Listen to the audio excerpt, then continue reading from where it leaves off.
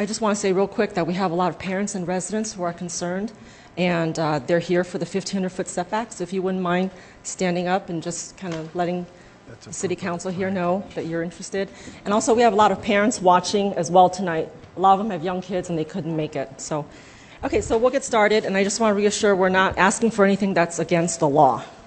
So with that, Phil, speak first. Okay, so do I get another 3 minutes or? Right? Sure. Okay. Sorry. Okay, yeah, 3 minutes. Okay, hello, my name is Phil Lee. I'm a resident of Walnut on Sky Meadow, and I'm a proud parent of a Walnut Valley Unified student that attends Westhoff Elementary.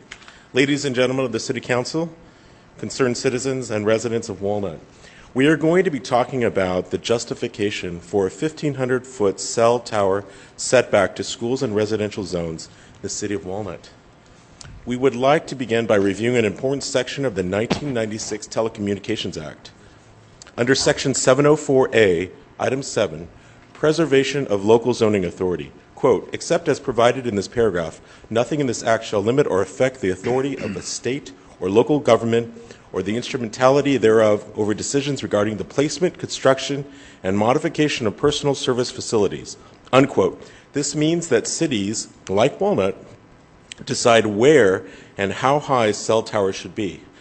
Part 4, quote, no state or local government or instrumentality thereof may regulate the placement, construction, and modification of personal wireless service facilities on the basis of the environmental effects of RF emissions to the extent that such facilities comply with the Commission's regulations concerning such emissions, unquote. This means that cities and states may not decide location and height based on health effects if exposure meets the FCC guidelines for maximum permissible exposure. So tonight you'll hear lots of good reasons from citizens like us why we should have a 1,500-foot setback to cell towers to schools.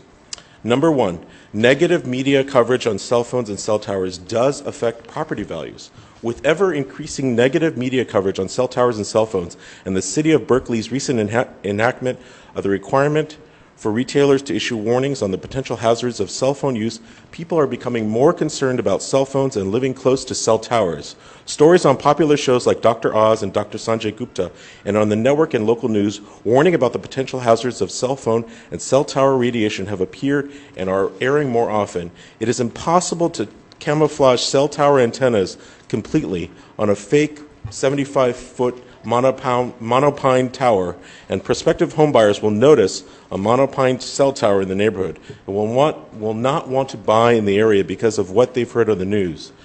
Dr. Sandy Bond in the fall 2007 Appraisal Journal said that property values dropped 2 to 20% for homes near a cell tower. So this affects people's opinions of school safety as well. Walnut, and especially Walnut Valley, has been able to maintain high property values due to its excellent school system. If people see that there are cell towers close to schools, they may not want their children enrolled at these schools because of the negative media coverage regarding potential cell tower dangers. So help us preserve property values and maintain Walnut School's image by keeping cell towers 1,500 feet away from schools and out of residential zones. At 1,500 feet, it will be hard to spot a cell tower. Thank you. Karen Mason, Walnut resident. I'm going to talk about safety. Fires are a real threat with cell towers. In 2007, there was a massive fire destroying 800 acres in Malibu caused by cell towers, destroying 10 homes, classrooms, 2 schools, and businesses. In 2014, Columbus, Ohio, a cell tower camouflaged as a light pole in the football field of a high school, similar to what we have next to Westhoff, Suzanne, and Oswald, caught fire. In 2014, Thurston, Oregon, a cell tower located near a high school caught fire. Georgetown, Maryland, Rancho Cucamonga, California, Lilburn, Georgia, Las Vegas, Nevada. All these places had cell phones where workers were welding on the cell tower and they caught fire. Also, debris falling off collapsing cell towers are a real threat. 2012, Las Vegas, a fake palm frond fell off a cell tower, sliced through a windshield, and hit the driver inside on the head. For these reasons, cell towers with parts that are not completely enclosed should not be placed in areas where children would be playing, such as parks or near schools. 2003, a cell tower at a fire station collapsed in Oswego, New York from high winds. Harrison County, West Virginia, a cell tower collapsed with 4 workers on it, killing 3 workers and a firefighter when the firefighter came to rescue. Please implement the 1,500-foot setback to maintain a safe distance from the towers to schools and residential zones. I've got a few articles here. I had a bunch of them, but there's only so much time. In Prince George, Maryland,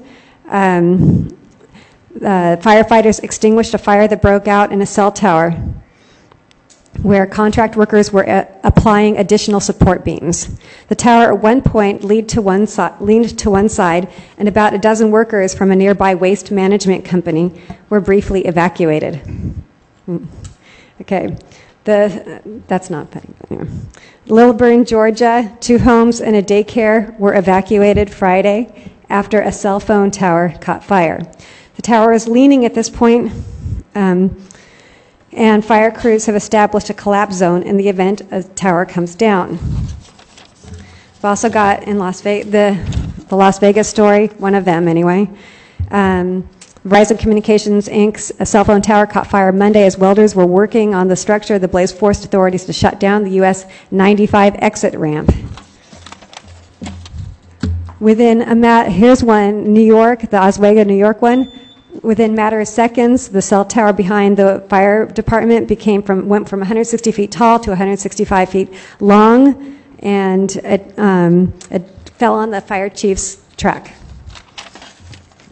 Also, people died. This is the one where the people died. 2 contractors were working on a 300-foot tower in West Virginia when it collapsed, killing them. A smaller tower fell minutes later, killing the firefighter who arrived on the scene. Please leave a safe distance, 150 feet, or 1,500 feet. Thank you.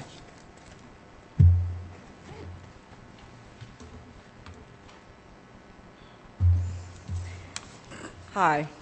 There are already too many cell tower locations within the city. And I can actually say that no significant gap exists for any carrier. So I'm going to start off with a quick riddle tonight. If a cell tower's range is between 3 to 5 miles in hilly terrain, and you have the city like Walnut, which measures a little over 3 miles wide and about less than 3 miles this way, how many cell towers would you need at a minimum to cover the city? What is the lowest number? Try to talk into the mic so that people at home can hear you. The smallest number would be 1, right? If you have one right in the middle. What is the worst case scenario? If you didn't have one in the middle, where would you put them in the worst case scenario? One in the corner, corner, corner, corner. And that would be 4, right? So let's take a look at how many we actually have. AT&T is in blue, and it's you'll see there's 7 blue AT&Ts on that chart. Sprint has 7. That's in yellow on the chart. T-Mobile has 7, and that's in pink on the chart. Verizon has 6 on the chart. This is taking into account the mergers and acquisitions that have happened in the last few years. For example, Nextel had their own applications, but they got swallowed up by Sprint. Singular Wireless and Singular Wireless got swallowed by AT&T. That's why these numbers may be a little bit higher than what you are used to seeing. So taking into account the acquisitions, this is what we have. So what does this mean? In the city Walnut is 9 square miles, right? So if you divide that by 7 sites, which is what a company would have, it comes out to 1.3 square miles per site. That's what they're using the coverage. What does that mean? It means one cell tower can only cover a range of 0.55 miles in radius, and we know that that's not true. We know that cell towers have far greater range than that. I myself live about 1 mile from a Sprint cell tower, and I'm able to get coverage. I get 5 bars. So also, So taking this into consideration, also I'd like you to take a look at your chart. You have a nice color chart of the coverage. I have a black and white one. You have a colored one of T-Mobile, Sprint, AT&T. And if you look at the charts, you will see that they are completely covered in color, which means that their coverage is good. If they were missing any coverage areas, if they had a gap, there would be a white spot within the maps. And if you look at those maps, you will see no white spots there in the city of Walnut. Okay, it's impossible to have a gap because, like I said, we have more than enough large cell tower sites from these companies. So, just one quick thing. Capacity enables a cell phone company to obtain more customers by providing more numbers, hence making more money. So please don't confuse gap with capacity. Of course, these cell phone companies want to increase their capacity by adding more towers. However, as you can see from your color maps, there is no gap. And we are already saturated with cell towers by each of these companies, which is a very good reason to implement the 1,500-foot cell tower setback. That's all I have to say. Thank you. Thank you. I'm Rashmi Choksi, resident of Walnut. What I'd like to say is Walnut is not going to be the only city if we implement when we implement the 1,500 feet cell tower setback. Several cities have already established it, especially near schools. To name a few, Hempstead Town in Long Island, New York, Bar Harbor in Maine, Greenwich in Connecticut. There are many legal precedents supporting no cell towers in residential zones and no commercial activity in residential zones. And a cell tower is a commercial endeavor. To name a few, T-Mobile versus DeKalb County, Georgia, AT&T versus City Council of Virginia Beach, Sprint versus County of San Diego. Your citizens want this 1,500-foot cell tower setback to schools.